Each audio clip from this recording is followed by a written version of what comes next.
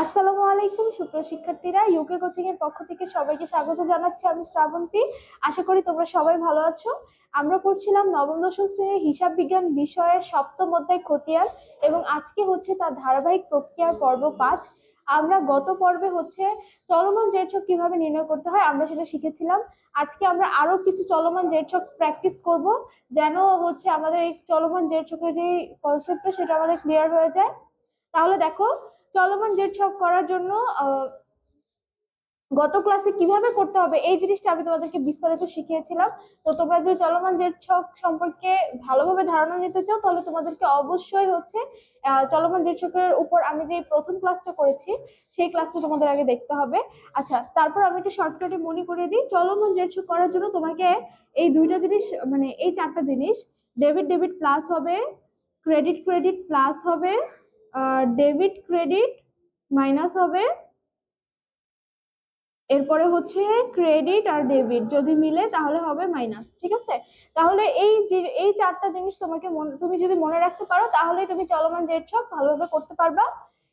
মানে একই রকম, ডেবিট ডেবিট দুইটা সেম না, তাহলে কি হবে? প্লাস হবে। ক্রেডিট ক্রেডিট দুইটা সেম, তাহলে হবে plus debit credit minus credit debit minus. আচ্ছা, তাহলে এবার দেখো, এটা একটু মনে রাখবা। এবার হচ্ছে আমরা গত পর্বে হচ্ছে তো একটা প্রশ্ন পড়েছিলাম, মানে ওই প্রশ্নটাই হচ্ছে আমরা এখন পড়বো আবার, যেন তোমাদের বুঝতে বেশি সুবিধা হয়। তাহলে আমরা প্রশ্নটা একটু আরেকবার পড়তেছি। 2017 সালের মার্চ 1 তারিখে জনাব শাহিন নগদ 1 লক্ষ টাকা নিয়ে শাহিন ট্রেডার্স নামে ব্যবসায় শুরু করেন। উক্ত মাসে তার ব্যবসার অন্য লেনদেন সমূহ নিম্নরূপ: মার্চ 2 আসবাবপত্র ক্রয় 20,000 টাকা, মার্চ 3 পণ্য বাকিতে ক্রয় 30,000 টাকা, মার্চ 5 পণ্য বিক্রয় 25,000 টাকা, মার্চ 8 বই ফেরত 2,000 টাকা, মার্চ 12 পাওনাদারকে পরিশোধ 10,000 টাকা, মার্চ 18 ব্যাংকে হিসাব খোলা হলো 15,000 টাকা, মার্চ 22 পণ্য বিক্রয় বাবদ চেক প্রাপ্তি 8,000 টাকা, মার্চ 25 শফিকের নিকট হতে চেক মারফত ক্রয় 6,000 টাকা, মার্চ 28 কর্মচারীদের বেতন পরিশোধ 5,000 টাকা। আচ্ছা, আমি কিন্তু সেম প্রশ্নটা দিয়ে আমি তোমাদের টি ছক চলমান জের ছক করাচ্ছি, যেন তোমরা হচ্ছে প্রত্যেকবার যখন ম্যাথ গুলো করবে তোমাদের যেন বুঝতে সুবিধা হয়। তাই প্রত্যেকবার বোঝার জন্য আমি হচ্ছে তোমাদেরকে সেম ম্যাথটা দিয়েই আমি টি ছক চলমান জের ছক করাচ্ছি। আচ্ছা, এই যে যে প্রশ্নটা করলাম, তাহলে সবাই তো জানোই যে কোন হিসাব থেকে বা কোন লাইন থেকে কোন কোন হিসাব আসবে, এটা তো তোমরা সবাই জানো। তাহলে আজকে আমরা গত যে চলমান জের ছকের পর্বটা করেছিলাম, সেখানে হচ্ছে আমরা নগদান হিসাবের চলমান জের ছক করেছিলাম। আজকে আমরা মূলধন হিসাব, আসবাবপত্র হিসাব, ক্রয় হিসাব, এই তিনটা হিসাবের চলমান জের ছক করব। কি কি? মূলধন মূলধন হিসাব, আসবাবপত্র হিসাব, আর হচ্ছে ক্রয় হিসাব। এই তিনটা হিসাবের চলমান জের ছক আমরা করব। তাহলে চলো শুরু করি। এটা মনে রেখো, মূলধন, আসবাবপত্র আর হচ্ছে কি ক্রয় হিসাব। তাহলে প্রথমে আমাদেরকে কি করতে হবে? তিনটা হিসাব যেহেতু আমরা করব, তিনটা হিসাবের জন্যই আমাদেরকে আলাদা আলাদা ছক করতে হবে। এটা তো তোমরা সবাই জানো যে মূলধন মানে খতিয়ান যখন আমরা করব, প্রত্যেকটা হিসাবের জন্য আলাদা আলাদা ছক করতে হবে। তাহলে আমরা যেহেতু তিনটা হিসাব করব, মূলধন হিসাব, আসবাবপত্র হিসাব আর ক্রয় হিসাব, তাহলে এই তিনটার জন্য আমাদেরকে আলাদা আলাদা ছক করে তারপরে হচ্ছে চলমান জের ছকটা করতে হবে। তাহলে প্রথমে হচ্ছে আমরা চলমান জের ছক করার জন্য ছকটা এঁকে ফেলি। তাহলে প্রথমে আমরা হচ্ছে মূলধন হিসাবের জন্য চলমান জের ছকটা কাটবো। ঠিক আছে? আচ্ছা, এই দেখো, তাহলে আমরা চলমান জের ছকটা এঁকেছি। তারিখ, বিবরণ, জাবেদা পৃষ্ঠা, ডেবিট টাকা, ক্রেডিট টাকা, এখানে ডেবিট এখানে ক্রেডিট, উপরে উদ্বৃত্ত, তার উপরে হিসাবের কোড নং, আর উপরে যেহেতু আমরা মূলধন হিসাবটা করতেছি সেহেতু আমাদের উপরে কি থাকবে? মূলধন হিসাব থাকবে। সেটা তো তোমরা সবাই জানো। তাহলে উপরে প্রথমে হচ্ছে আমরা সাল লিখবো। সাল লেখার পরে আমাদেরকে এখন যেহেতু মূলধন হিসাব করতে বসে, তাহলে আমাদের ফোকাস থাকবে শুধুমাত্র মূলধন হিসাবের উপরে। তাহলে কোন কোন মানে এই অঙ্কের মধ্যে যতগুলা হচ্ছে লেনদেন আছে, প্রত্যেকটা লেনদেনের মধ্যে কোন কোনটার জাবেদা করলে মূলধন হিসাব আসবে, শুধুমাত্র ওই হিসাবটাই আমাদের এই অঙ্কের মধ্যে আসবে। তাহলে আমাদের এখন প্রত্যেকটা জাবেদা করতে হবে। তাহলে দেখো এই অঙ্কটার মধ্যে আমাদের যতগুলা জাবেদা হয় মূলধন হিসাব শুধুমাত্র কোনটার মধ্যে আসে, মার্চ 1 তারিখে, তাই তো? কারণ মূলধন নিয়ে যেহেতু শুরুতে ব্যবসা শুরু করে, তার মানে মূলধনটা শুধুমাত্র 1 তারিখে আসতেছে। আর তাছাড়া অন্য যে লেনদেনগুলো আছে সেই লেনদেনগুলোতে কিন্তু মূলধন হিসাব জাবেদা করলে আসে নাই, তার মানে কোনোটাই কে এই মূলধন হিসাবের মধ্যে আসবে না। ঠিক আছে? আর যদি তোমাদের অঙ্কের মধ্যে অতিরিক্ত মূলধন থাকে তখন সেটা কোথায় আসবে, এই অঙ্কের মধ্যে আসবে। ঠিক আছে? তাহলে দেখো আমরা মূলধন হিসাব শুধুমাত্র পাইছি কিসে, শুধুমাত্র 1 তারিখে মূলধন হিসাব পাইছি। তার মানে আমরা শুধুমাত্র 1 তারিখেরটাই লিখবো, যে মার্চের 1 তারিখ। এবার দেখো 1 তারিখের জাবেদা করলে কি হইতো, 1 তারিখের জাবেদা করলে হইতো হচ্ছে নগদ আর হ্যাঁ 1 তারিখে কি বলছে, নগদ 1 লক্ষ টাকা নিয়ে ব্যবসা শুরু করা হলো, তার মানে নগদান হিসাব ডেবিট আর মূলধন হিসাব ক্রেডিট। তোমরা যারা আবার এই খতিয়ানের ক্লাস দেখছো ধারাবাহিকভাবে তারা খুব ভালোভাবে এটা বুঝবে, নগদান হিসাব ডেবিট, মূলধন হিসাব ক্রেডিট, এটা জাবেদা করলে। তাহলে দেখো যেহেতু আমাদের উপরে আছে মূলধন হিসাব, তাই না? তার মানে বিবরণের ঘরে কোন হিসাবটা হবে, বিবরণের ঘরে হবে হচ্ছে নগদান হিসাব। নগদান হিসাব লিখলাম। এইবার দেখো যেহেতু আমরা মূলধন হিসাবটা করতেছি, তার মানে আমাদের টাকাটা কোথায় হবে, মূলধনে হবে। এটা তো তোমরা সবাই জানো। তাহলে মূলধনে আমি টাকাটা লিখতেছি কত, মানে ক্রেডিটের ঘরে লিখবো 1 লক্ষ টাকা। শেষ আমাদের অঙ্ক। মূলধন হিসাব এতটুকু করলেই শেষ, খুবই ইজি অঙ্ক। শুধুমাত্র তোমার বুঝতে হবে যে বিবরণে কি লিখবা আর টাকাটা কোথায় লিখবা। তাহলে প্রথমে তোমাকে আগে জাবেদাটা করতে হবে, জাবেদা করার পরে দেন যে হিসাবটা করব তার বিপরীতে যে হিসাবটা আছে ওই হিসাবটা আমরা বিবরণের ঘরে লিখবো। তাহলে মূলধন যেহেতু আমরা করতেছি, তার মানে এর বিপরীতে কোনটা আছে, নগদান হিসাব আছে, তাই নগদানটা লিখলাম। এরপরে হচ্ছে টাকার ঘর হবে, আমরা যে হিসাবটা করতেছি ওই হিসাবটা যদি ডেবিট হয় টাকা ডেবিটে হবে, ওই হিসাবটা যদি ক্রেডিট হয় তাহলে টাকা ক্রেডিটে হবে। তাহলে আমরা করতেছি হচ্ছে মূলধন হিসাব, তাহলে মূলধন হিসাব যেহেতু ক্রেডিট, তার মানে আমাদের টাকাটাকে ক্রেডিটে হবে। ঠিক আছে? আশা করি তোমরা বুঝতে পারছো।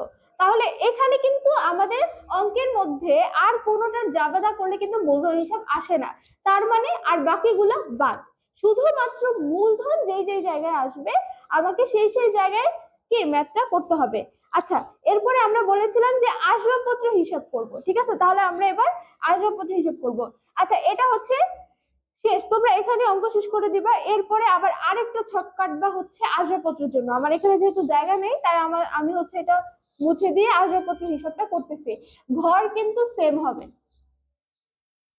ঘর সেম হবে বা ছক। তাহলে যেহেতু আসবাবপত্র হিসাব করব, আসবাবপত্র আর পরীক্ষার সময় তোমাদের হয় বলে দেবে, এটা আমি তোমাদের আগেও বলছি যে যদি বলে দেয় আসবাবপত্র হিসাব করো, নগদান হিসাব করো, তাহলে তো তোমরা বুঝবাই যে কোনটার উপরে খতিয়ানটা করতে হবে। আর যদি তোমাদের কোনো কিছু বলা না থাকে, শুধু উপরে বলে যে উপযুক্ত তথ্য হতে খতিয়ান হিসাবগুলো প্রস্তুত করো, তখন তোমার ওই অঙ্কের মধ্যে আলাদা আলাদা যতগুলা হিসাব আছে প্রত্যেকটার উপরে তোমাকে খতিয়ান করতে হবে। আচ্ছা, এখন এত তোমরা বুঝবা না, যখন আমি হচ্ছে প্র্যাকটিস করাবো ম্যাথ গুলো তখন তোমরা বুঝবা। আপাতত তোমরা জানো যে চলমান জের ছক কিভাবে করতে হবে। ঠিক আছে? তাহলে এখন আমরা আসবাবপত্র হিসাবটা করব। তাহলে এখন যেহেতু আমরা আসবাবপত্র হিসাব করব, তাহলে এখন শুধুমাত্র দেখব যে কোনটার জাবেদার মধ্যে আসবাবপত্র হিসাব আছে, আমরা শুধু ওই জিনিসগুলোই এই ম্যাথটার মধ্যে অন্তর্ভুক্ত করব। এখন শুধু আমাদের ফোকাস থাকবে আসবাবপত্র হিসাব কোনটার মধ্যে আছে। ঠিক আছে? তাহলে 1 তারিখে তো আসবাবপত্র হিসাব নাই। এরপরে 2 নম্বরে আছে হচ্ছে আসবাবপত্র ক্রয় 20,000 টাকা, এটার জাবেদা করলে হয় আসবাবপত্র হিসাব ডেবিট, নগদান হিসাব ক্রেডিট। তাহলে মার্চের 2 তারিখ কিন্তু আসতেছে। ঠিক আছে? কারণ এটার মধ্যে আসবাবপত্র হিসাব আছে। এবারে মার্চের 3 তারিখ পণ্য বাকিতে ক্রয় 30,000 টাকা, এখানে পণ্য বাকিতে ক্রয় করছে, তাহলে এটা জাবেদা কি হবে, ক্রয় হিসাব ডেবিট, পাওনাদার হিসাব ক্রেডিট। এখানে কিন্তু আসবাবপত্র হিসাব আসতেছে না, তার মানে এটা বাদ, এইটার এই অঙ্কের মধ্যে আসবে না। এরপরে পণ্য বিক্রয়, সেম ভাবে নগদান হিসাব ডেবিট, বিক্রয় হিসাব ক্রেডিট। এখানেও কি আসবাবপত্র হিসাব আসতেছে না, তার মানে এইটাও কি এটার মধ্যে আসবে না। তাহলে এইরকম করে প্রত্যেকটা তোমরা ডেবিট ক্রেডিট করে করে দেখবে যে কোনটার মধ্যে আসবাবপত্র হিসাবটা আসতেছে।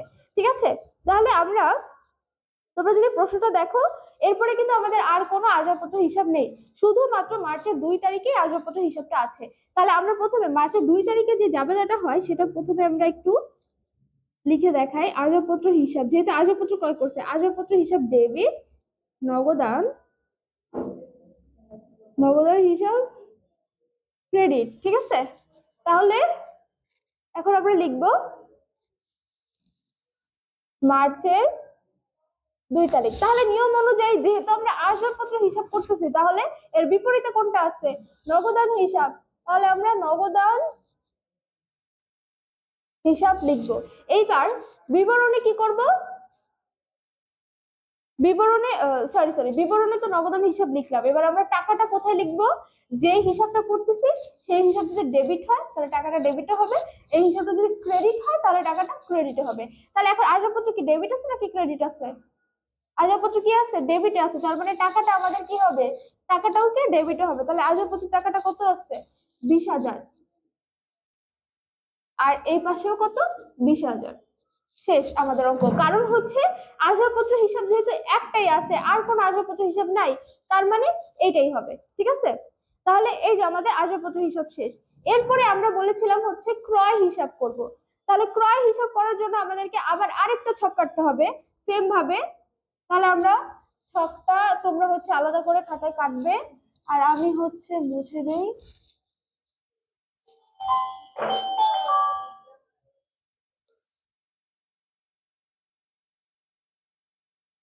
এই দেখো, তাহলে ক্রয় হিসাব। ঠিক আছে,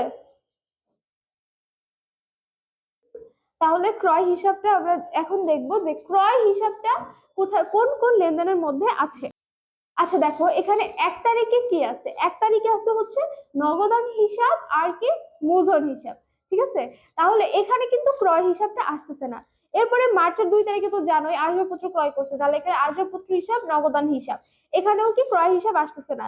এরপরে মার্চের 3 তারিখ পণ্য বাকিতে ক্রয় 30,000 টাকা। তাহলে পণ্য বাকিতে ক্রয় করছে কত টাকা? 30,000 টাকা। তাহলে এখানে এটার জাবেদা কি হবে? এটার জাবেদা হবে হচ্ছে ক্রয় হিসাব ডেবিট আর পাওনাদার হিসাব ক্রেডিট। যেহেতু পণ্যটা বাকিতে ক্রয় করছে, তাহলে দেখো তো আমরা করতেছি ক্রয় হিসাব, তাহলে আমার ক্রয় হিসাব কি এই জাবেদার মধ্যে আসছে না? তার মানে এই এন্ট্রিটা কি এখানে আসবে। তাহলে মার্চের 3 তারিখ পণ্য বাকিতে ক্রয়। তাহলে এবার নিয়ম অনুসারে আমরা বিবরণে হচ্ছে এর বিপরীতটা লিখবো, পাওনাদার হিসাব। এবার টাকাটা কোথায় লিখবো? যেহেতু ক্রয় ডেবিট, তাহলে আমাদের টাকাটাও কি হবে? ডেবিটে হবে। তাহলে আমরা টাকাটা ডেবিটে লিখি। কত টাকা? 30,000 টাকা। 30,000 টাকা। ঠিক আছে, আচ্ছা এরপরে দেখি আর কোথায় কোথায় আমাদের ক্রয় হিসাব আছে। এরপরে পণ্য বিক্রয়, এখানে জাবেদা করলে ক্রয় হিসাব আসবে না। তারপরে মার্চের 8 বই ফেরত 2,000 টাকা, এটার জাবেদা করলেও ক্রয় হিসাব আসবে না। এরপরে পাওনাদারকে পরিশোধ 10,000 টাকা, এইটার জাবেদা করলেও ক্রয় হিসাব আসতেছে না। এরপরে ব্যাংকে হিসাব খোলা হলো 15,000 টাকা, এইটারও সেম ক্রয় হিসাব আসবে না। এরপর হচ্ছে ব্যাংকে হিসাব খোলা হলো, ব্যাংকে হিসাব খোলা হলো, এটার জাবেদা করলেও ক্রয় আসবে না। তারপরে পণ্য বিক্রয় বাবদ চেক প্রাপ্তি, এটারও সেম। এরপরে মার্চের 25 তারিখ শফিকের নিকট হতে চেক মারফত ক্রয় 6,000 টাকা। এই যে এখানে পণ্য ক্রয় করছে, তাহলে দেখো এটা জাবেদা করলে কি হবে? চেক মারফত ক্রয় করছে কার কাছ থেকে? শফিকের নিকট থেকে। শফিকের নিকট থেকে চেক মারফত ক্রয় করছে মানে চেকের মাধ্যমে হচ্ছে আমার পণ্যটা ক্রয় করছে। তাহলে এখানে আসবে হচ্ছে ক্রয় হিসাব ডেবিট আর চেকের মাধ্যমে, যেহেতু করছে চেক থাকলে ওটা আমরা ব্যাংকের মাধ্যমে লেনদেন ধরবো। তাহলে আমরা দিচ্ছি চেক হিসাব লিখবো না, আমরা লিখবো কি ব্যাংক হিসাব। চেক কখনোই চেক হিসাব হবে না, আমাদেরকে সবসময় চেকের বদলে ব্যাংক হিসাবটা লিখতে হবে। তাহলে ব্যাংক হিসাব কি হচ্ছে, ক্রেডিট হচ্ছে। তাহলে ক্রয় হিসাব ডেবিট, ব্যাংক হিসাব ক্রেডিট। তাহলে এখানেও যেহেতু আমার ক্রয় হিসাব আসছে, তার মানে এই এন্ট্রিটাও আমার কি এখানে আসবে। তাহলে আমরা এন্ট্রিটা এখানে লিখলাম মার্চের 25,